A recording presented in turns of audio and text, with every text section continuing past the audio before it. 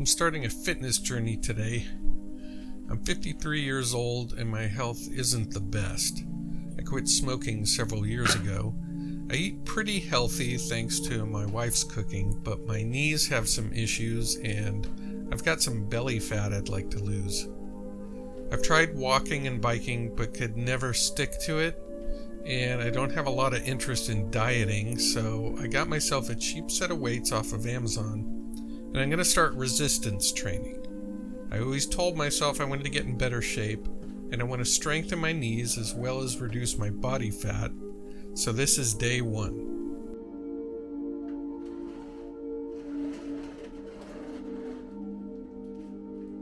Here are my stats. I'm 53 years old, 5 foot 11 inches without shoes. I weigh anywhere between 190 and 205 pounds, usually around 195. My chest measures 40 inches. My back shoulder to shoulder is 25 inches wide. My waist at the navel is 38 inches. Hips are 41 inches. My arms are 13 inches. Legs are 21 inches. And my estimated body fat is like 20%, although I've never had it measured.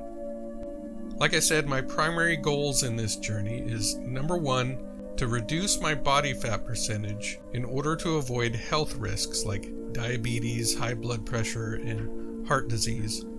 And number two, to strengthen my knees, my back, and really everything else, because I want to be able to enjoy retirement and still be able to get around and do the things that I can do now.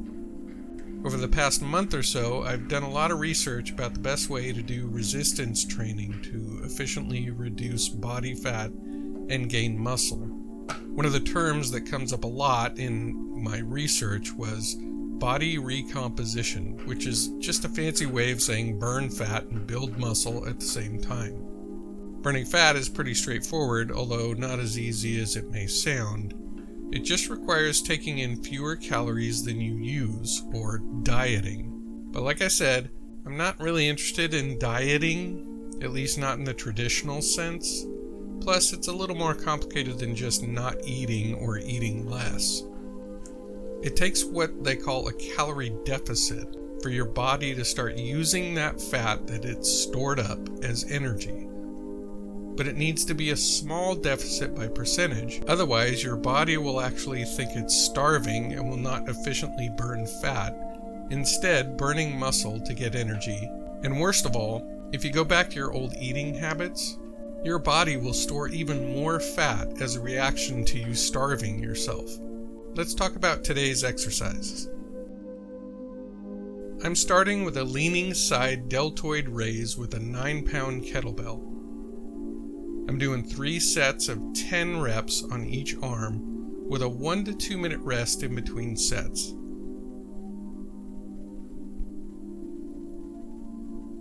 The weight is dropped behind your back to stretch the muscle as much as possible, then lifted at a slight angle forward in order to target the deltoid muscle on the side of your shoulder. Leaning like this helps to stretch the muscle, which is important to push your muscles to their limit. And it targets a much longer range of motion in the exercise. The weight should be heavy enough that the last set is very difficult to get full range and full reps.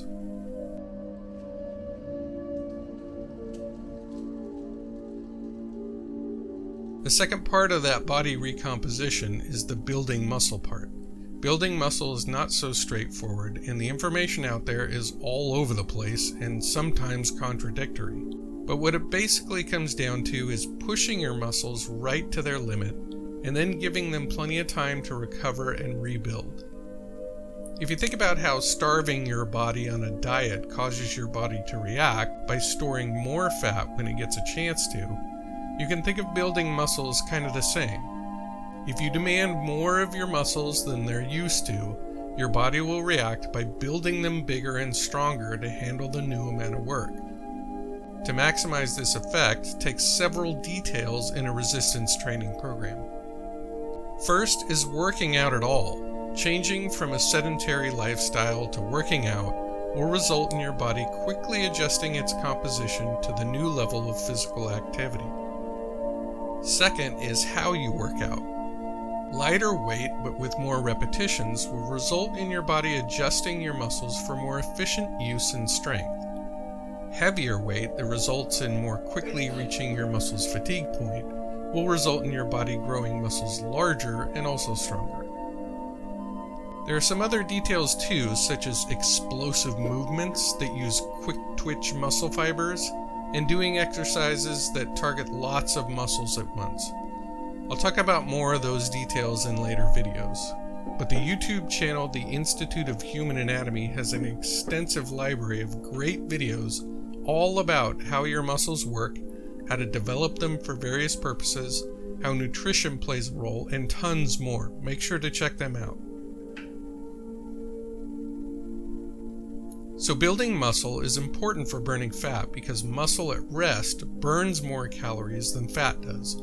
So if you replace a bunch of the fat on your body with muscle, you'll burn more calories when you're not exercising. And that brings us back to that calorie deficit. So if you only diet, you will have to reduce your calorie intake by anywhere from 100 to 500 calories a day, which means cutting out a lot of food that you like. However, if you just go from not working out to working out, that deficit can be found in the extra calories you're burning with working out. So, no diet necessary. Well, sort of.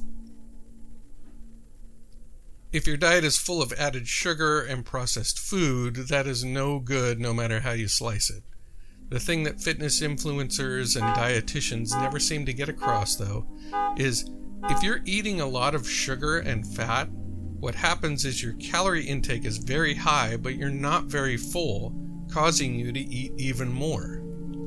Especially with sugars, and even more so with artificial sweeteners. Artificial sweeteners actually trigger your body to react like you're eating sugar, but you actually don't get the sugar your body thinks it's getting, and that can cause all kinds of problems. Imagine filling your gas tank in your car with water. The gauge might say the tank is full, but the engine can't use the water to run on. Artificial sweeteners are like the same thing for your body. For your diet and nutrition, it's much more important to eat foods that are filling but not too high in calories. Incidentally, that's how Ozempic works. It tricks your body into thinking it's full, even though it actually isn't. And thinking you're full and getting enough calories, even though you're not, sounds like a bad idea to me. Sounds like you're slowly starving, but you just don't know it. So it's important to have a baseline of your daily caloric needs, and there are lots of calorie calculators on the internet, but the best way I found out how to figure out my baseline was to simply count my daily calories of what I'm currently eating for a couple weeks. Like I said before, I already eat a fairly healthy diet with lots of lean meat like chicken and low-fat beef, a fair amount of fresh vegetables, and not a lot of added sugar. I don't eat a lot of potato chips and I don't drink soda, but I do like cheese and pasta and cured meats like salami. I also drink fruit punch, which is pretty sugary, and wine, like a lot of wine, which is high in calories and not filling at all. And we won't even talk about the damage the alcohol is doing to my liver. But by counting my calories before I even started working out, I found out that I intake anywhere from 1,700 to 2,200 calories a day. So an average of about 2,000 to 2,100 calories daily, and my weight is steady, so that's my baseline. If I were to diet, I'd need to reduce that to around 1,700 to 1,800 calories on average a day. But instead of dieting, I'm starting to build muscle. So normally, if you start building muscle, you actually would increase your calorie intake in order to fuel that muscle growth. However, instead, I'm going to stick to around the same calorie intake, but the additional physical activity will require additional calories, which my body should hopefully get by burning fat.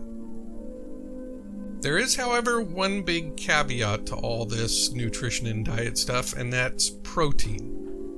My existing diet does not contain nearly enough protein, especially for muscle growth. If you've ever done any kind of search about fitness or resistance training, you'll absolutely come across everyone telling you about the need for protein. This is because muscles need protein to grow. So I've had to adjust my diet to include a lot more protein. Luckily, lots of the foods I like to eat are good sources of protein, like chicken, fish, yogurt, and eggs. And to get the additional protein I need to build muscle, I've simply reduced the amount of fats and sugars, in this case carbs like bread and pasta, cheese and ice cream, and yes, I've reduced the amount of wine, and increased the protein sources like turkey, chicken, tuna, nuts, yogurt, and I've even started drinking protein shakes for breakfast. I rarely ate breakfast to begin with, so that was no loss to me. So yes, I've had to cut back on some foods, but I simply swapped them for other foods that I also like.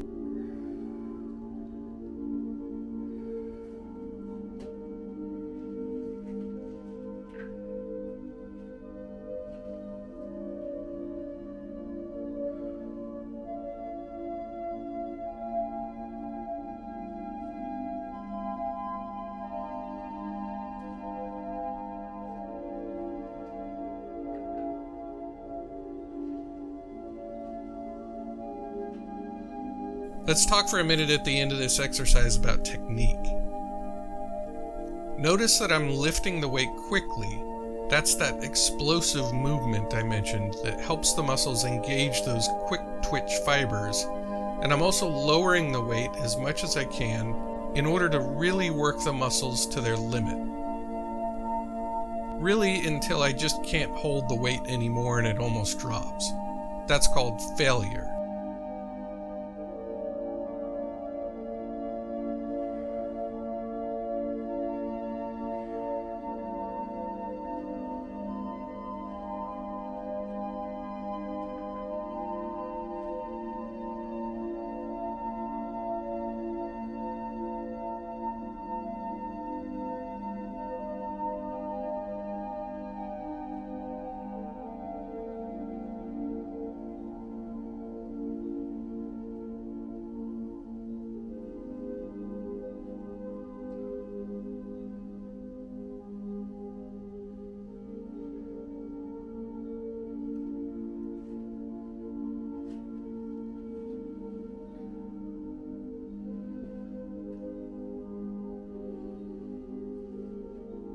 Another detail that's important to muscle building is keeping an eye on your heart rate.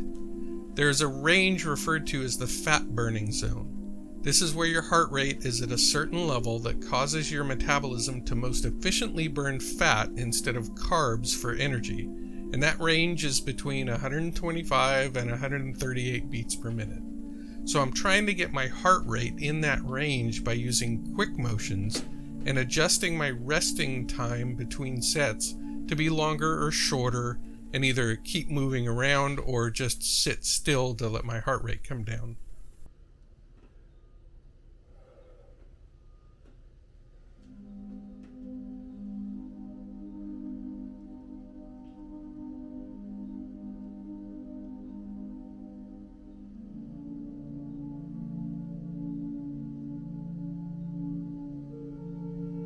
Okay, it's time for exercise number 2. These are slightly inclined dumbbell presses with 13-pound dumbbells. The incline is 5 to 10 degrees just to target a little bit more of the upper chest. You're going to want to angle your elbows about 45 degrees from the shoulders and let them drop as deep as possible toward the floor to get the maximum stretch in your chest. Again, push up quickly with that explosive quick movement and slowly lower them with a slight pause at the bottom to really stretch the muscles. I'll do 4 sets of these with 10 to 12 reps each, with the last set being complete but feeling close to failure.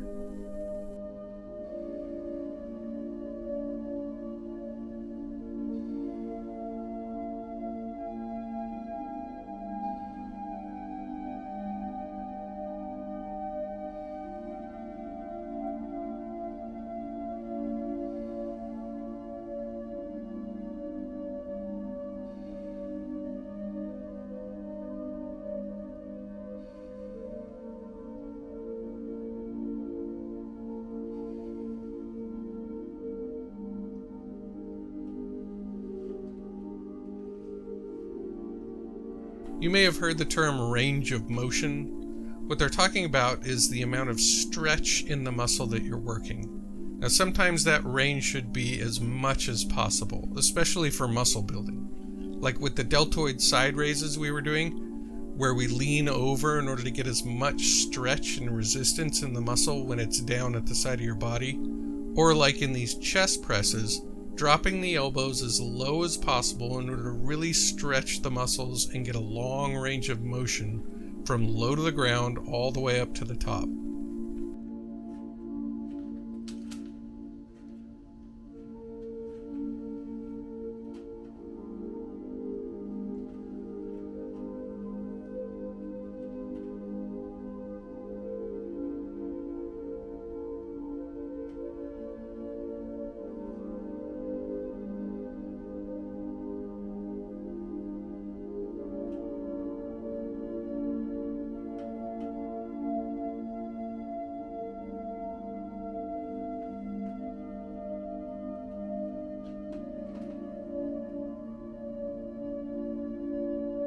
Let's talk about splits.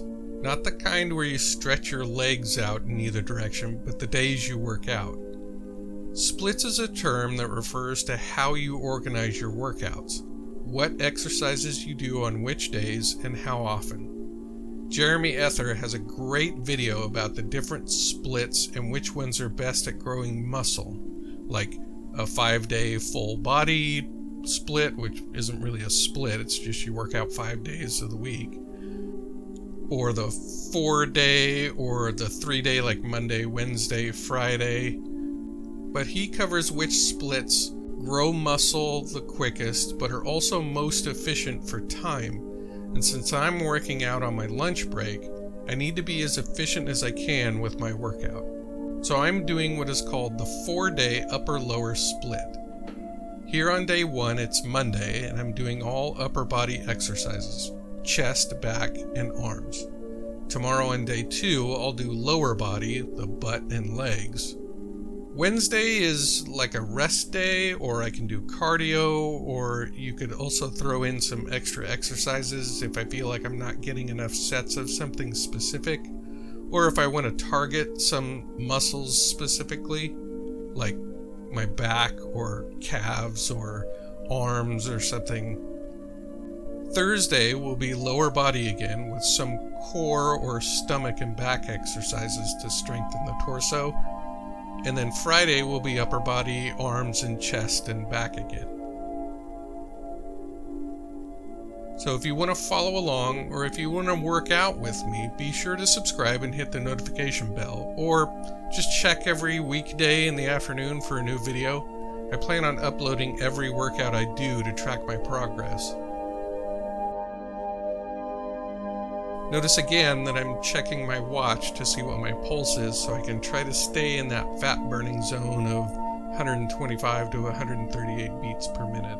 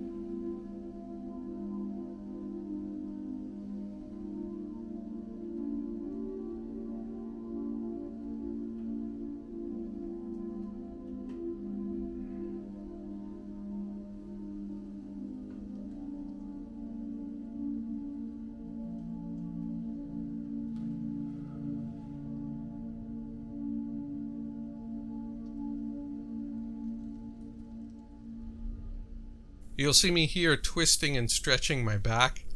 That's because I pulled a muscle in my lower back over the weekend doing yard work. This is another reason I'm trying to get in better shape. I want to try to avoid hurting myself from stupid things like pulling weeds or just climbing up the stairs or sleeping. Seriously, how do you hurt yourself just sleeping?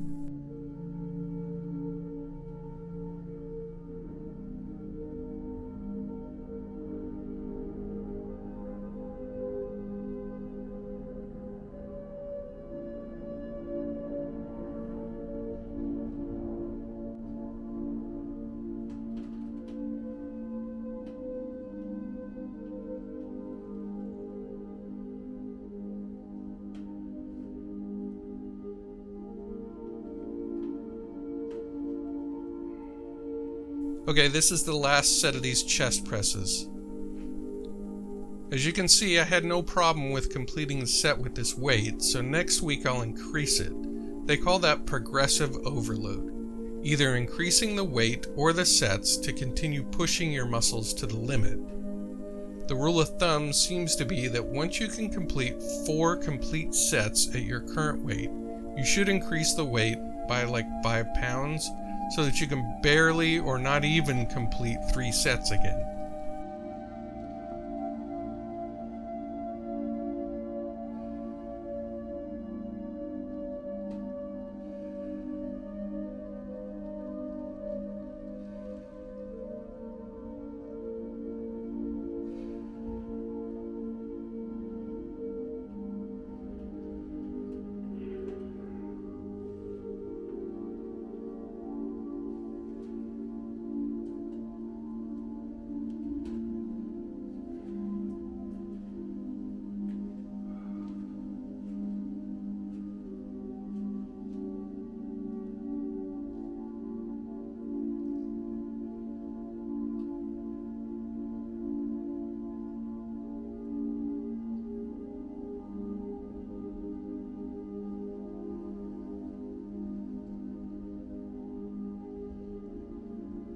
It may seem like I'm moving kind of slow here, but that's because of 2 things.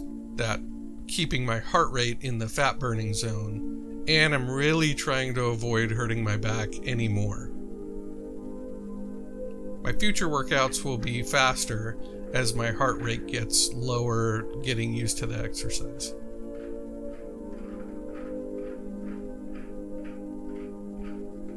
This cheap weight set I got from Amazon is pretty easy to work with and has enough weight combinations that I can pretty much get every exercise done that I need at a challenging level. If you want to see a full review of the set, let me know in the comments and I'll break it all down. But you can see that it's pretty quick to change the dumbbells to a different weight here. This set only costs about $75. And it can make dumbbells from 5 pounds up to 43 pounds and barbells up to 90 pounds. Kettlebells you can make, I think, up to like 75 or 80 pounds or something. You don't need fancy, expensive equipment to start doing resistance training.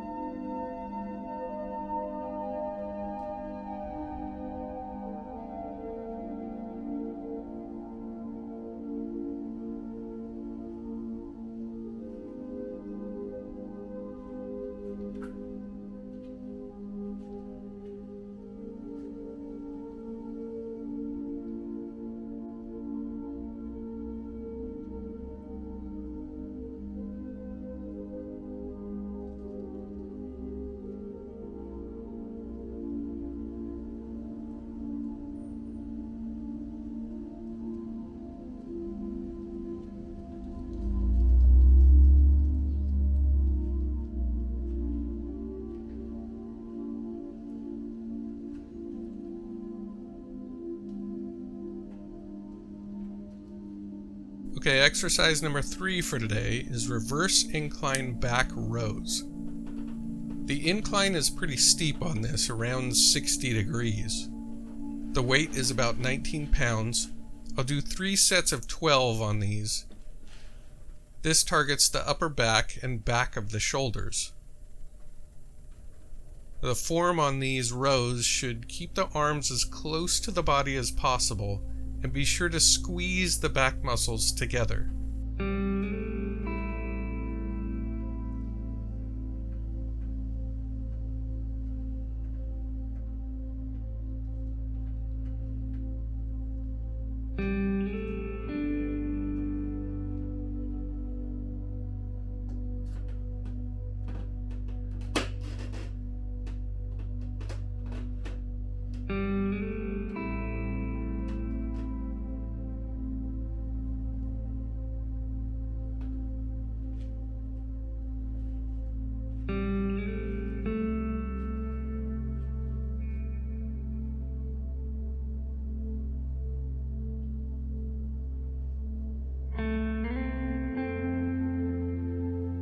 In fact, another detail of technique is what sometimes is called mind-muscle connection. All this means is concentrating on what you're doing. In this exercise, you can really see it.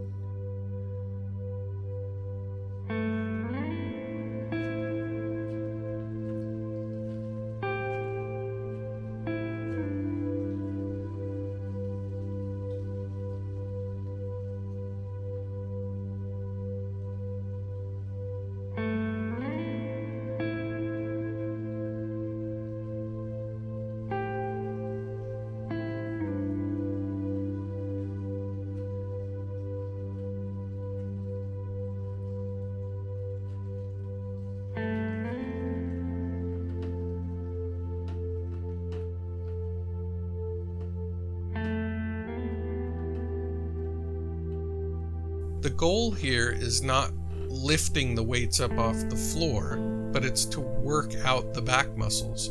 So I'm paying attention to not using a lot of my arms for the lifting, not using the biceps to lift the weights up, but instead I'm concentrating on using just the muscles in my back, squeezing them and pulling the weights up with the use of my back and not my arms.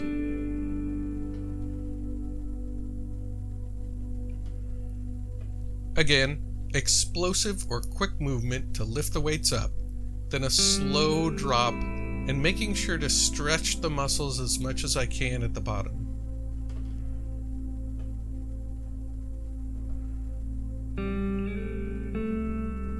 And take a look at my DIY weight bench here. You like that? I built it, or rather I'm building it from scraps of wood I had around the yard. It's not quite done yet. I'm making a video about how I built it that I'll post on my main channel, Jay5729, where I do crafting and DIY videos. Check that out if you want to make a cheap weight bench yourself. Like I said, you don't need fancy or expensive equipment to exercise.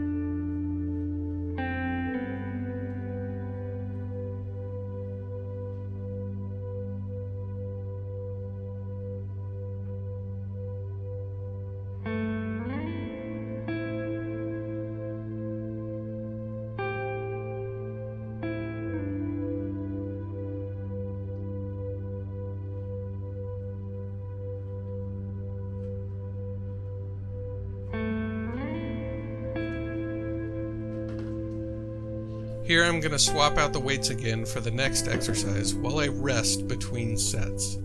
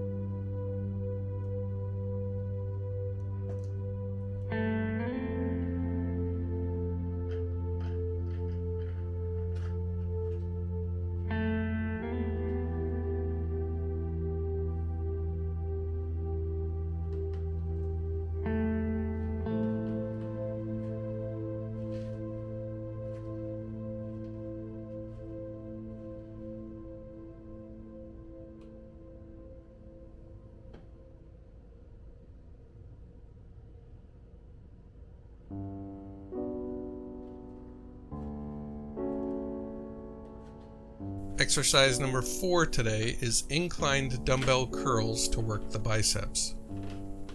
These are 11-pound dumbbells and at a 60-degree incline. The idea here is to stretch the biceps back, so angle your arms about 15 to 20 degrees, maybe 30 degrees down and away from your shoulder to really stretch that bicep muscle at the bottom. The bicep actually runs up and connects on top of your shoulder, so by leaning your arm backwards from the front of your body, it stretches that bicep. And if your bench is wide enough, you can also brace your arm against the side to get the support like you would in a preacher curl where you lay your arm against the bench. This helps concentrate the work on the bicep without cheating and adding other muscles into the movement.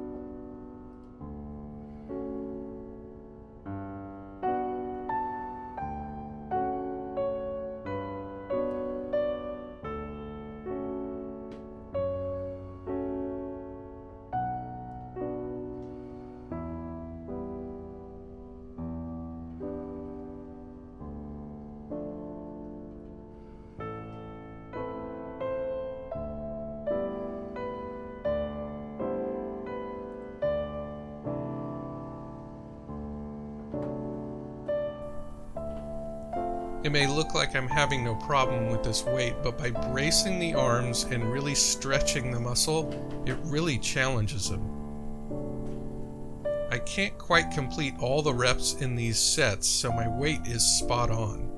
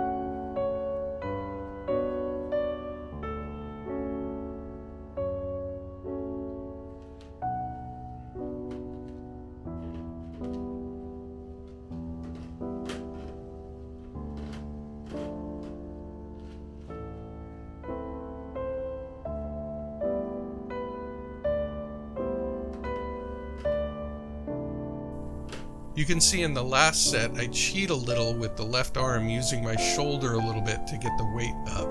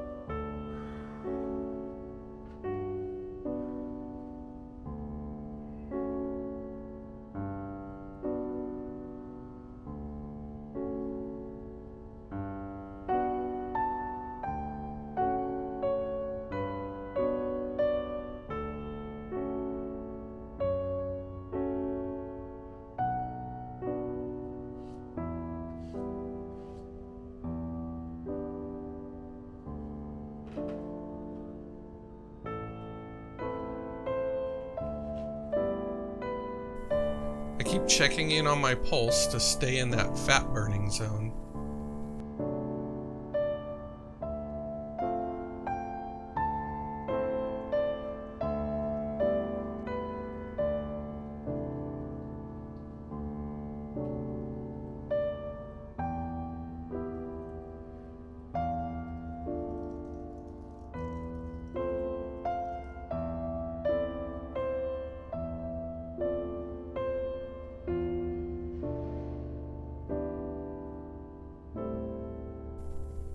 And stay hydrated while you're working out. Just water, no energy drink or anything like that is needed. Just good, clean, cold water.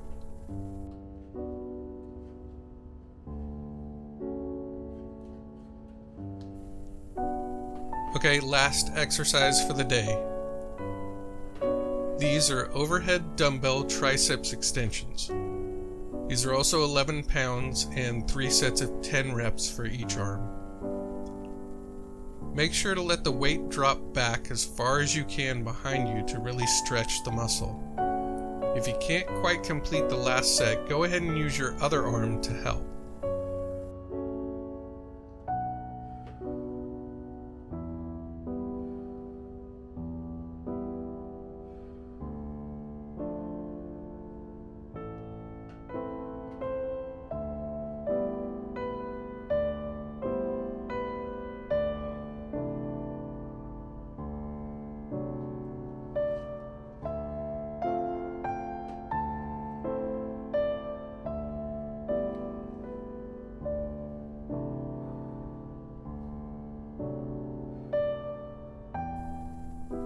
I would normally do these standing up to help minimize that extra motion, but I wanted to be careful to support my lower back because of it being hurt.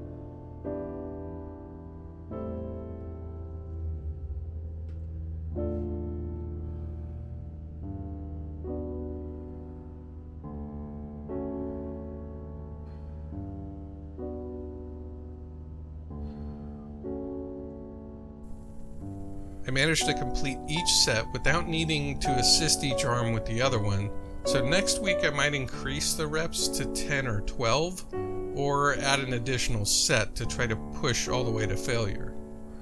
That's that progressive overload that I talked about.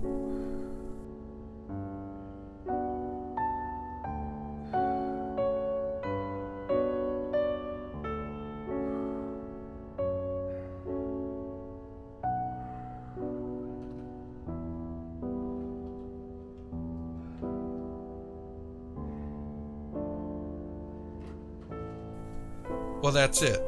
Day 1 of my fitness journey is in the books, and I call it a journey because there is one more thing to note here. This is going to be a long process. To build muscle and reduce fat in a healthy way takes time. All those fitness influencers out there that you see have been doing this for years. Granted, someone like me, who's never really worked out to speak of, will see some noticeable gains early on, but everyone hits a wall once your body adjusts to the new normal.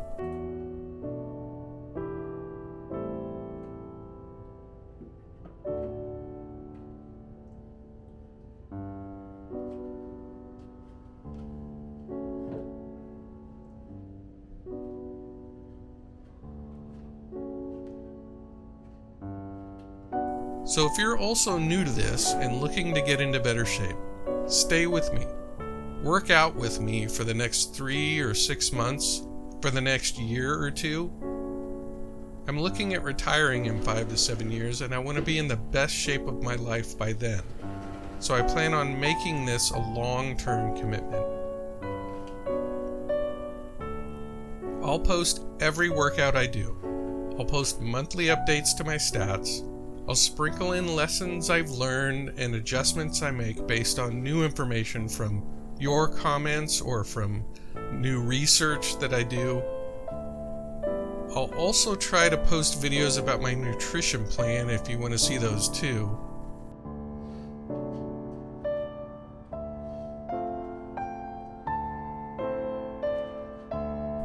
So hit like and subscribe and join me.